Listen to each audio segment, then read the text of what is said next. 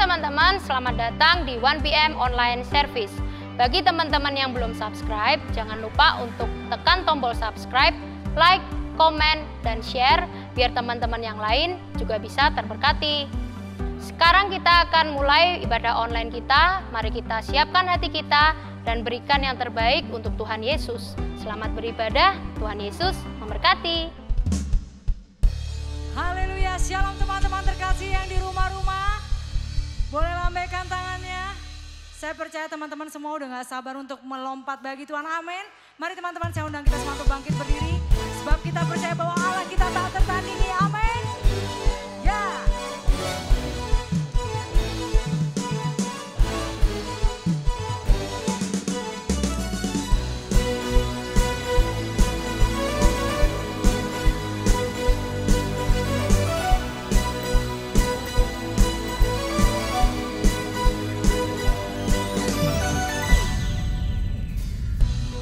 Siapa kau bandingkan perbuatannya yang heran? Tak ada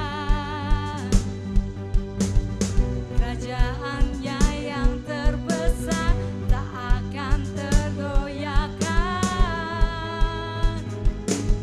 Semua musuh pun gemetar mendengar nama-Mu Tuhan. Sorak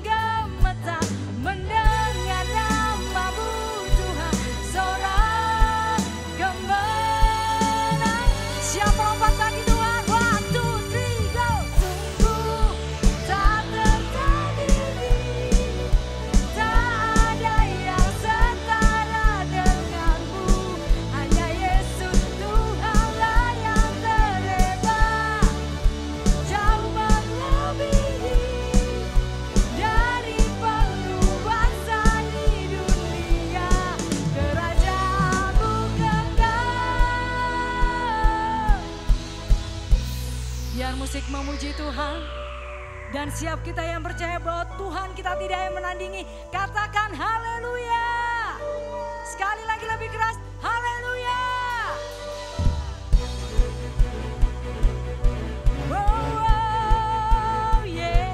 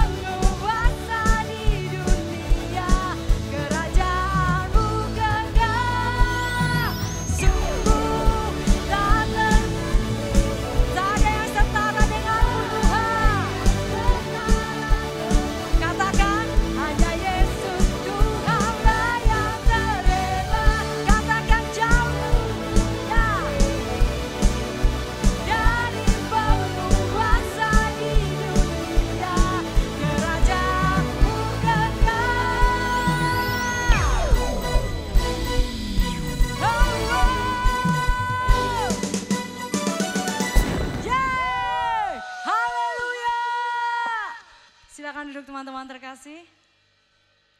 Dan saatnya kita akan menyiapkan hati kita. Sebab kita percaya kita ada sampai hari ini.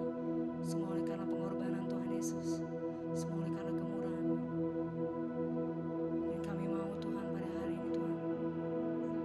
Kami bawa pujian terbaik kami hanya bagi-Mu. Yes, Yesus.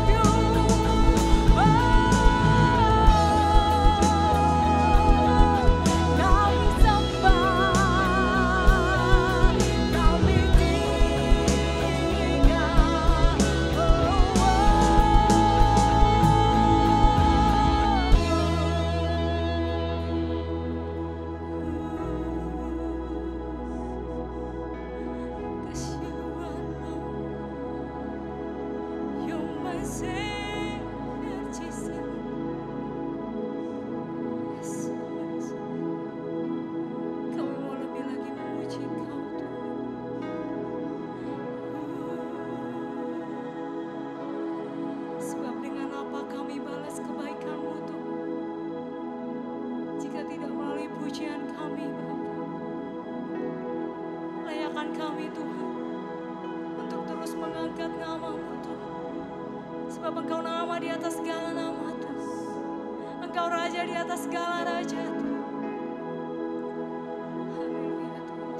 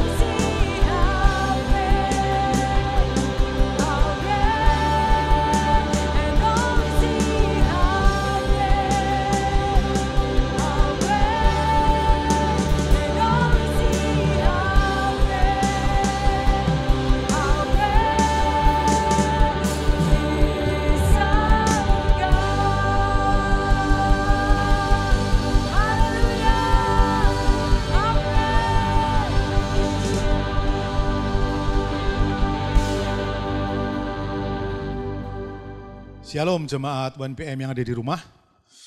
Kita berjumpa lagi di dalam acara kebaktian kita online pada hari ini. Tapi sama-sama sebelum kita memulai ibadah atau kita mendengar firman Tuhan pada siang hari.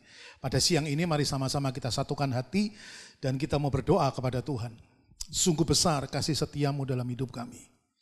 tak pernah terhitung dalam hidup kami. Yang Engkau kerjakan dalam hidup kami itu selalu sempurna. Dan kami percaya sampai saat ini Engkau tetap Tuhan yang paling sempurna yang pernah kami temui. Dan kami mau sandarkan harapan kami kepada yang sempurna. Supaya hidup kami bisa menjadi sempurna. Karena kami memiliki Allah yang sempurna. Terima kasih Tuhan. Berkati anak-anak muda yang ada di rumah yang saat ini mereka mendengar firman Tuhan pada siang hari ini. Berkati mereka, urapi mereka, turunkan hikmat, marifat yang datang daripadamu. Supaya mereka bisa menangkap apa isi hati Tuhan lewat sabdamu siang ini. Berkati terutama kami yang berbicara maupun kami yang mendengar. Sehingga ibadah ini selesai, kami pun dipuaskan, kami pun dikenyangkan dengan pujian, penyembahan, dan kebenaran firman-Mu.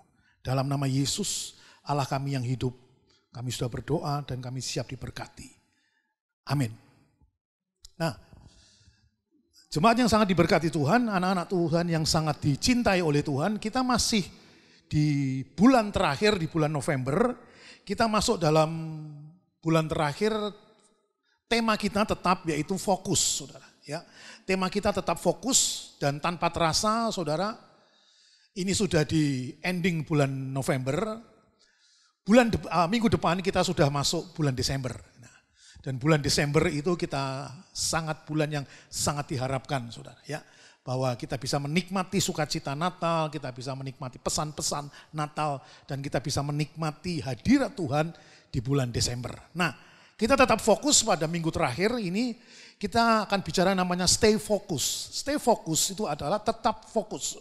Ya, stay focus itu adalah tetap fokus, saudara. Nah, kita mulai dengan Wahyu pasal yang ke-22 ayat yang ke-13, saudara. Ya, Wahyu pasal 22 ayat yang ke-13, saudara. Ya, Wahyu 22 ayat 13 dikatakan demikian firman Tuhan. Aku adalah Alfa dan Omega, ya, yang pertama dan yang terkemudian, yang awal dan yang akhir. Ya. Ayat ini sangat luar biasa, saya ulangi Wahyu 22 ayat 13. Aku Tuhan adalah Alfa dan Omega, yang pertama dan yang terkemudian, yang awal, yang akhir. Nah, anak-anak muda yang ada di rumah, hidup ini kita harus fokus. Hidup ini kita harus fokus. Jika kita fokus, maka hal itu akan semakin jelas. Ya, jika kita fokus, maka hal itu makin jelas. Makanya hidup ini adalah pilihan. Betul, saya setuju sekali bahwa hidup ini adalah pilihan. Maksudnya seperti ini. Pilihan yang kamu pilih itu akan semakin jelas kalau kita fokus pada pilihan kita. Amin. Sekali lagi saya ulangi, saudara. Hidup ini adalah pilihan, maksudnya apa? Pilihan yang kita pilih akan semakin jelas kalau kita fokus pada pilihan kita. Artinya seperti gini. Jika kita fokus pada masalah, ya. Jika kita fokus pada masalah, maka masalah itu akan jelas. Ya. Jika kita fokus pada kelemahan seseorang, saudara. Jika kita fokus pada kekurangan teman kita, maka kita bisa melihat, saudara, bahwa segala kejelekan, segala kekurangan teman kita, karena kita mulai fokus pada kelemahannya dia. Dan pada waktu kita fokus pada kelemahannya, mata kita akan dibutakan, tidak bisa melihat kelebihan daripada teman kita. Ya, jadi kalau kita fokus pada kelemahan orang lain, yang kita lihat sehari-hari, saudara, adalah hal yang buruk dari orang tersebut. Karena apa? Karena kita fokus, saudara. Begitu juga dengan masalah. Kalau kita fokus pada masalah, maka masalah itu akan menjadi semakin jelas. Wow, yang tadinya masalah itu kadarnya cuma 50%, tapi karena kita fokus pada masalah, kita pikirkan masalah, kita mencemaskan masalah. Tanpa Anda minta, masalah yang kamu fokus itu meningkat kadarnya dari 50, dia akan naik menjadi 100%. Tidak heran makanya, masalah itu sangat ringan, tapi karena kita fokus sama masalah, jadi 100%. Dan kalau sudah 100% kita nggak berdaya, saudara. Ya, itu yang membuat kita lemah, membuat kita tidak mampu berjalan, saudara. Sebaliknya saya mau katakan, kalau Anda fokus dengan Tuhan, kalau Anda fokus dengan Tuhan, Tuhan itu semakin jelas di hadapan kamu. Apa kata-kata jelas? Selama ini kamu cuma tahu Tuhan memberkati, Tuhan menolong, Tuhan membela, Tuhan melawat, Tuhan mengurapi. Ya, saya percaya. Tapi ketika kamu fokus dengan Tuhan, Dia bisa melebihi apa yang kamu pikirkan dan kamu doakan. Ya. Kalau kita mulai fokus sama Tuhan, Tuhan bisa lebih daripada apa yang kita tahu, saudara. Itu Tuhan kita, saudara. Nah, Wahyu 22 ayat 13 dikatakan apa? Tuhan adalah Alfa dan Omega. Yang pertama dan kemudian. Yang awal dan yang akhir. Saya mau kasih tahu, Tuhan adalah Allah yang tidak berawal. Dan Dia juga Tuhan yang tidak berakhir. Saudara. Kenapa saya katakan Dia Tuhan yang tidak berawal? Karena sebelum dunia ini dibentuk, sebelum dunia ini diciptakan, Dia sudah ada, saudara. Ya. Sebelum dunia, pada waktu dunia berakhir pun Tuhan tetap ada. Alkitab berkata, sekalipun gunung-gunung ini beranjak, bumi ini hancur, tapi firman Tuhan tetap ada. Artinya apa? Dunia ini hancur, besok hari Tuhan itu datang, saudara. Firman Allah, yaitu Tuhan tetap ada. Berarti Dia nggak bisa, Dia tidak punya awal dan Dia nggak punya akhir, saudara. Jadi maksudnya seperti gini, Tuhan itu awal dan Tuhan itu akhir. Artinya apa? Pada waktu Dia di awal, Dia bisa melihat akhir hidup seseorang. Paham? Waktu Dia berdiri di awal ini, saudara, Dia bisa melihat yang akan terjadi di akhir hidup kita. Sebaliknya, ketika Dia ada di akhir hidup kita, Dia bisa melihat awal hidup kita dari akhir hidup kita. Itu Allah kita, saudara. Sungguh luar biasa. Mari kita buka sama-sama Alkitab yang lain, saudara. Pengkhotbah pasal yang ketiga ayat yang ke-11.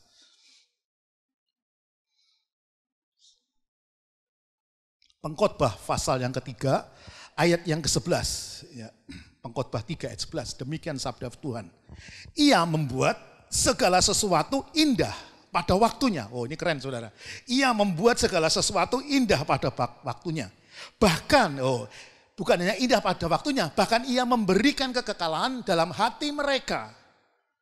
Tetapi manusia tidak dapat menyelami pekerjaan yang dilakukan Allah dari awal sampai apa? Dari awal sampai akhir. Ini ada hubungannya dengan Wahyu 22 ayat 13 tadi, saudara. Ya. Masalahnya di sini, saudara. Masalahnya di sini. Kalimat pertama itu menyenangkan. Ia membuat segala sesuatu indah pada waktunya. Bahkan Ia Tuhan memberikan kekekalan dalam hati mereka. Kekekalan itu apa yang kekal, saudara? Yaitu apa? Yang indah. Tetapi kalimat berikutnya berkata, tetapi manusia tidak dapat menyelami pekerjaan yang dilakukan Allah dari Alfa dan Omega. Saudara. Masalahnya ada di mana? Masalahnya ada di manusia. Tetapi manusia tidak dapat menyelami. Ini masalah. Siapapun Anda orangnya, Anda tidak bisa mengerti Tuhan, Anda tidak bisa menyelami pekerjaan Tuhan, Anda bermasalah. Berarti dikatakan seperti gini, Ia membuat segala sesuatu indah pada waktunya. Berarti, saudara, kalau saat ini hidupmu belum indah, berarti itu apa? Belum waktunya. Betul? Kalau sekarang hidupmu belum indah, berarti itu belum waktunya. Terus apa? Keep going, terus jalan, semangat, terus berjuang. Ya. Tuhan mau seperti itu, tapi dikatakan, tetapi manusia tidak dapat menyelami pekerjaan dilakukan Allah dari awal sampai akhir. Terutama apa, saudara? Awalnya. Betul? Kita lebih cenderung menuntut Tuhan. Tuhan memberikan kita ending yang bagus, saudara. Tuhan maunya kita itu apa, saudara? Bahagia. Dan kita menuntut Tuhan supaya Tuhan memberi kita happy ending, saudara. Tapi tidak ada ending tanpa awal, saudara. Betul? Lah, kadang-kadang awalnya ini yang manusia tidak bisa menyelami. Tetapi manusia tidak dapat menyelami pekerjaan yang dilakukan Allah dari awal. Ya. Terutama awalnya, ini masalah manusia selalu menuntut awal yang indah dalam setiap usaha. Padahal kalau mereka mau bertahan, dengar baik-baik, kalau mereka mau bertahan, berjalan dengan waktu, dan begitu sampai di akhirnya, saudara, dia bilang gini, oh iya ya, ternyata itu benar. Nah, Padahal awalnya itu nggak enak, saudara. Awalnya nggak enak. Tapi karena kamu tetap bertahan, saudara. Kamu tetap bertahan. Berjalannya waktu, kamu sampai di ending. Begitu kamu sampai di ending, kamu bilang gini, wow iya ya benar, ternyata benar ya dulu itu seperti ini. Nah saya mau kasih tahu pada saudara, pada anak-anak muda di tempat ini. Tapi pada awalnya, kenapa? Manusia itu pada awalnya cenderung protes, betul enggak? Mereka cenderung protes, mereka cenderung berontak. Kenapa bisa seperti gini? Why? Ini enggak benar ini. Ini awal yang kurang bagus ini. Enggak cocok aku seperti ini. Aku enggak mau seperti ini. Ngapain aku kerjaan seperti ini? Ngapain aku belajar seperti ini? Nah, saya mau kasih tahu saudara. Dan kalau awalnya ada seperti ini saudara, kita cenderung protes. Akhirnya kita tidak punya semangat untuk mengawali segala sesuatu. Di mana akhirnya kita juga tidak bisa menikmati endingnya. Saudara. Contoh nggak usah jauh-jauh. Yusuf, saudara tahu Yusuf? Ya. Yusuf itu mendapat mimpi atau visi yang indah dari Tuhan. Ya, saking indahnya mimpinya saudara. Dia ceritakan secara antusias kepada siapa? Kepada kakak-kakaknya saudara. Nah, pada waktu dia cerita saudara, apa yang terjadi saudara? Apa yang terjadi? Yusuf malah diperlakukan tidak baik, saudara. Dia sudah ceritakan mimpi yang datang dari Tuhan. Dia sudah ceritakan, dia antusias, saudara. Ternyata saudara-saudaranya tidak bisa terima. Memperlakukan Yusuf dengan tidak baik. Memperlakukan Yusuf dengan tidak adil. Dan singkat cerita, Yusuf dijual di tanah Mesir, saudara. Yusuf dijual ke tanah Mesir. Nah, yang menjadi pusat perhatian kita adalah Yusuf itu enggak berontak sama sekali, dia enggak bilang sama Tuhan, Tuhan, loh ini kan aku dapat mimpi dari Tuhan dan aku sudah menceritakan pada saudara-saudaraku, kenapa mereka memperlakukan aku seperti ini? Ini gegek bukan mimpi dari Tuhan. Betul? Ini mimpi dari Tuhan diceritakan saudara, loh ya enggak? Mimpi dari Tuhan diceritakan ke saudara-saudaranya, respon saudara-saudaranya justru apa saudara? Memperlakukan Yusuf tidak baik, saudara, bajunya itu dilepas, saudara, kemudian dia dijual, saudara. Dan saya tidak menemukan Yusuf protes, saya tidak menemukan di Alkitab. Yusuf sudah bilang, loh ini kan mimpi dari Tuhan, yang dari Tuhan kalau aku ceritakan ke orang lain, pasti orang lain damai sejahtera dong, saudara. Justru enggak, waktu dia ceritakan kepada saudara-saudaranya, mereka Yusuf justru dijual. Tapi Yusuf sama sekali tidak protes. Tapi dengar baik-baik. Bersamaan dengan waktu, saudara. Ya. Bersamaan dengan waktu, Yusuf kerja di rumah Potifar. Ya, dia kerja baik-baik di rumah Potifar, betul enggak? Dia kerja baik-baik di rumah Potifar. Waktu dia kerja baik-baik, dia digoda sama istri Potifar. Ya, dia digoda sama istri Potifar. Waktu dia digoda sama istri Potifar, setelah itu dia difitnah dan dia dijebloskan ke dalam penjara. Cukup lama dia di penjara, saudara. Ya. Cukup lama di penjara. Saya mau kasih tahu. Ini kita coba mempelajari pekerjaan Tuhan dari awal, saudara. Pekerjaan Tuhan dari awal. Dijebloskan ke penjara. Di penjara dia bantu orang. Ya, waktu orang itu bebas, orang itu lupa sama Yusuf. Yusuf masih tetap aja di penjara. Ya. Sampai suatu saat dia punya kesempatan untuk mentafsirkan mimpi raja. Ya, mentafsirkan mimpi raja. Kemudian Yesus bilang apa? Setelah menafsirkan mimpi raja, Yusuf diangkat sebagai perdana menteri, orang kedua di Mesir setelah Firaun. Dia menjadi orang kedua, saudara, dan dia setelah itu Yusuf mengalami apa, saudara? Setelah dia menjadi perdana menteri, Yusuf mengalami apa? 7 tahun masa kekeringan. Ya, 7 tahun dia mengalami masa kelimpahan, saudara. Ya, waktu dia mengalami kelimpahan dan setelah 7 tahun masa kelimpahan, dia mengalami 7 tahun masa kekeringan. Tapi pada waktu tahun kedua, Alkitab mencatat, Yusuf bertemu dengan saudara-saudaranya. Wow. Di tahun kedua masa kekeringan, Yusuf bertemu dengan saudara-saudaranya. Ya, waktu berjumpa dengan saudara-saudaranya enggak tahu kalau itu Yusuf. Tapi Yusuf bisa tahu bahwa itu kakak-kakaknya. Ya. Dan singkat cerita, saudara, Yusuf mengaku sama kakak-kakaknya. Nah, pada waktu mereka mengaku sama kakak-kakaknya, saudara, kakak-kakaknya semua pada kaget setengah mati, saudara. Mereka kaget setengah mati. Mereka mengira tuh Yusuf sudah enggak ada. Yusuf sold out, sudah enggak ada. Yusuf sudah enggak ada. Tapi ternyata mereka mengira Yusuf sudah mati. Bukan hanya Yusuf mati, Yusuf itu masih hidup. Bukan hanya dia hidup, dia menjadi orang yang powerful di Mesir. Wow. Ini kakak-kakaknya pada takut semua. Orang nomor 2 di Mesir. Dengan arti kata, kalau Yusuf mau melakukan balas dendam pada kakak-kakaknya, sangat mudah. Tak kuliti satu-satu kamu ya. Mulai dari jentik dulu, tak kuliti satu-satu. Kira-kira Yusuf mudah enggak untuk membalas dendam? Mudah sekali saudara. Tetapi saudara, saya mau katakan di sini. Yang luar biasanya apa? Yang luar biasa apa? Justru Yusuf yang menenangkan mereka. Loh saudara, Yusuf itu yang menenangkan mereka. Dia berkata jangan takut, jangan khawatir, kamu jangan menyesali apa yang kamu buat dulu. Loh ini luar biasa saudara. Ini Yusufnya saya saudara, membelai kakak-kakaknya saudara. Justru waktu kakak-kakaknya itu takut, Yusuf itu yang menenangkan mereka. Kamu jangan takut, jangan khawatir. Jangan menyesali apa yang sudah kamu buat lebih dulu sama aku. Malah Yusuf bilang bahwa Allah lah. Loh ini luar biasa. Bahwa Allah lah yang menempatkan Yusuf di Mesir saudara. Ya, jadi Yusuf di Mesir itu saudara. Yusuf di Mesir itu saudara. Alkitab berkata dalam Kejadian 45 ayat 7 sampai 9. 3 kali Yusuf bilang bahwa Allah yang menempatkan aku di Mesir. 3 kali. Jadi waktu saya pikir-pikir saudara, Yusuf di Mesir itu semua, itu skenario surga saudara. Itu semua surga, Tuhan sutradaranya saudara. Loh awalnya enggak enak loh saudara, awalnya enggak enak. Tapi kita lihat saudara, endingnya Yusuf. Bahkan saudara, Kejadian 50 ayat 20 berkata, memang kamu telah mereka-reka yang jahat terhadap aku. Tetapi Allah telah mereka-rekakan kebaikan dengan maksud apa?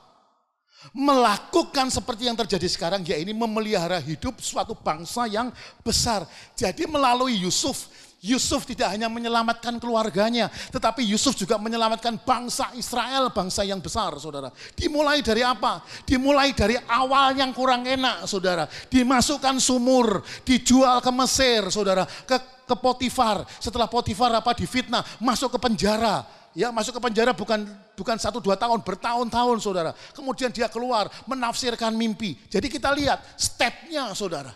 Jalan prosesnya kita melihat saudara. Ya untuk mencapai ke istana saudara. Untuk mencapai ke istana ada langkah yang harus diawali oleh Yusuf. Karena Yusuf mewakili Tuhan untuk menyelamatkan keluarganya dan bangsa yang besar. Jadi kesimpulannya seperti gini. Jadi bukan kamu yang ada di depan, tetapi Tuhan yang ada di depan. Ya. Roma 8 ayat 28. Nah ini ayat ini sangat fenomenal, sering kita baca saudara. Roma 8 ayat 28. Ya. Kita tahu sekarang bahwa Allah turut bekerja dalam segala sesuatu mendatangkan kebaikan bagi mereka yang mengasihi Dia, yaitu bagi mereka yang terpanggil sesuai dengan rencana Allah. Teman-teman yang ada di rumah perhatikan kalimat yang pertama. Kita tahu sekarang. Loh, perhatikan kata sekarang. Kenapa dikatakan kita tahu sekarang? Karena dulu kamu tidak tahu, saudara. Betul, saudara? Kita tahu sekarang. Kenapa kata-kata sekarang? Karena dulu kita tidak tahu.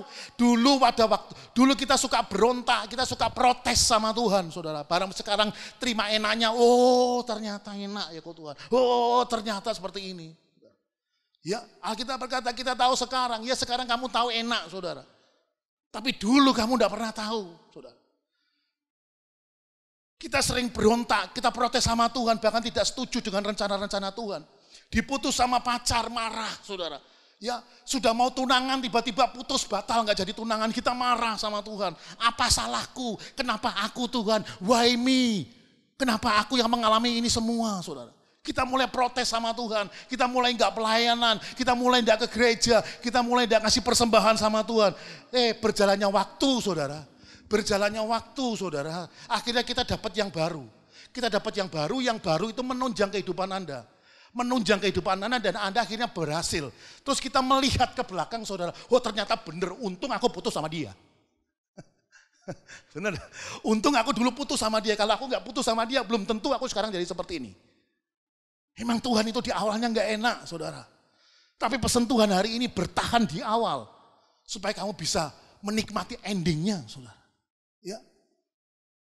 Di PHK saudara, di PHK, waduh ya ampun, di PHK kerja sudah mati-matian, kerja total buat Tuhan, kerja total buat Tuhan, kerja total buat perusahaan, pengurangan pegawai, kita kena pengurangan pegawai, terus kita protes, aku kurang apa sama pekerjaan akhir ini, aku sudah luar biasa, aku sudah mati-matian buat perusahaan. Sebulan kerja cuma 5 kali, tak lakoni saudara, aku kerja baik-baik. Ternyata pengurangan tenaga kerja kita kena saudara. Ya, dan akhirnya apa saudara? Kita punya ide. Buka usaha kecil-kecilan saudara, enggak apa-apalah. Berjalannya waktu saudara, kita taat sama Tuhan, kita setia sama Tuhan. Usaha kita menjadi lama menjadi maju. Dan kita meningkat. Dan kita menjadi orang yang sukses. Terus kita menoleh ke belakang. Kita melihat, puji Tuhan dulu gue di PHK. Kalau aku gak di PHK, sekarang gak bisa sukses seperti ini saudara. Ngerti maksud saya? Ya. Ini saudara, manusia tidak bisa mengalami pekerjaan Allah. Dari awal sampai akhir. Mereka suka akhirnya, tapi berontak pada ending, pada awalnya. Mereka gak mau yang awalnya. Ya, saya mau kasih tahu. Tuhan itu saudara, kalau kita ngasih buah, Tuhan kasih kita buah, saudara.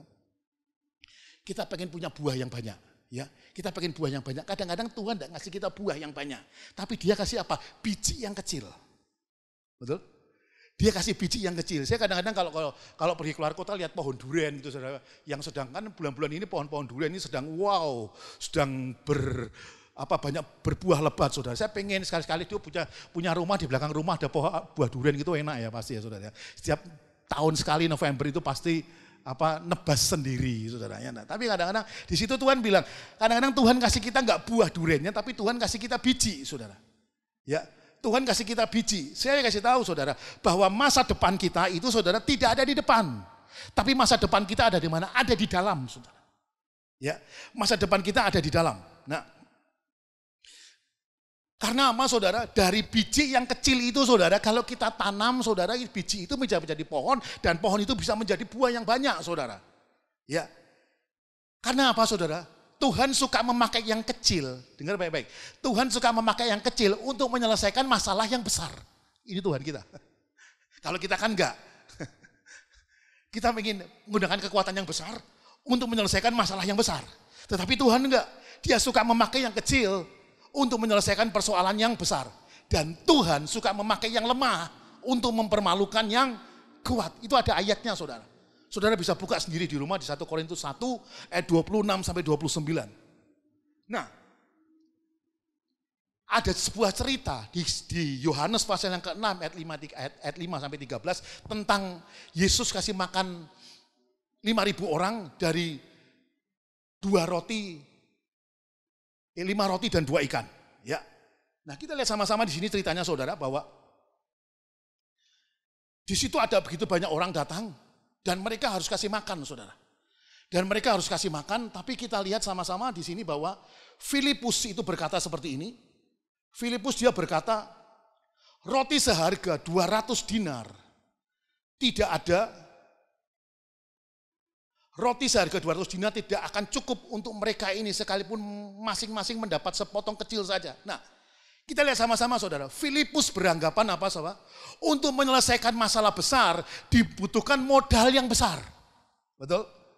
Di mata Filipus, uang duit 200 dinar itu tidak bisa buat beli roti. Sekalipun rotinya dicuil kecil-kecil dikasihkan kepada mereka, tidak bisa saudara.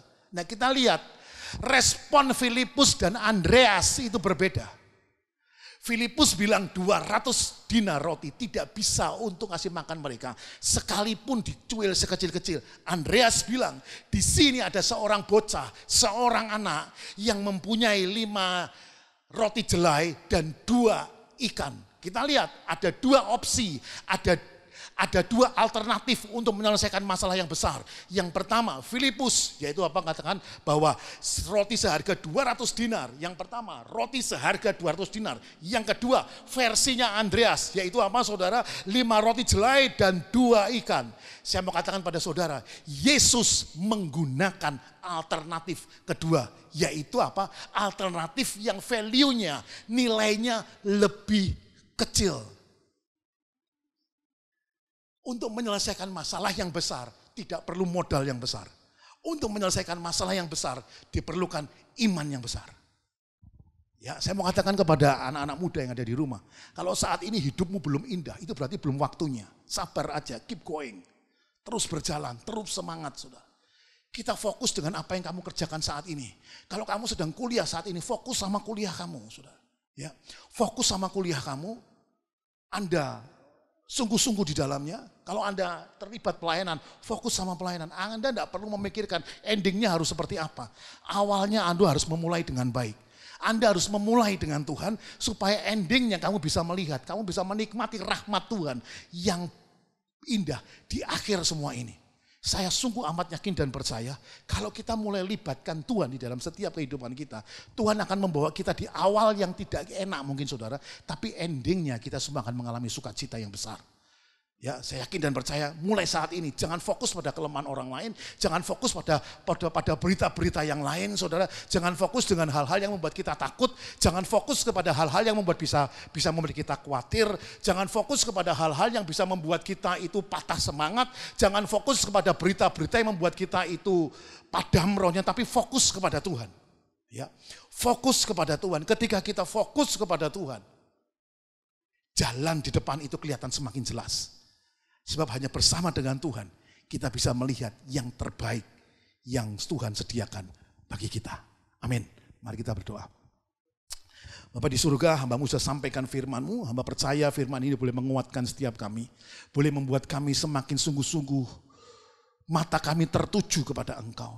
Membuat kami senantiasa terus berharap kepada Engkau. Sebab kami tahu bahwa ketika kami mulai fokus kepada Tuhan, maka kami bisa melihat yang terbaik daripada Tuhan. Kami mau fokus hanya yang datang daripada Tuhan, kami mau fokus yang datang daripada-Mu.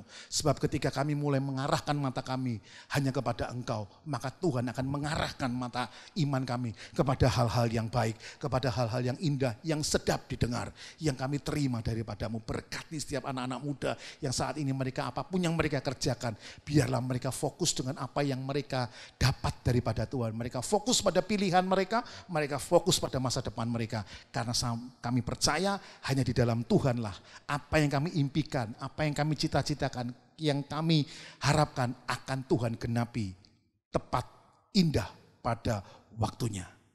Amin. Tuhan Yesus memberkati. Nah teman-teman, kali ini ada info menarik dan juga penting buat kalian catat. Bagi teman-teman yang rindu menabur atau memberikan persembahan buat gereja, kalian bisa memberikan melalui rekening gereja di Bank BCA nomor 252-771-9999 atas nama GBI Crown Palace. Atau bisa juga dengan scan QRIS melalui aplikasi GoPay, OVO, Dana, atau mobile banking. Selamat menabur, Tuhan Yesus memberkati.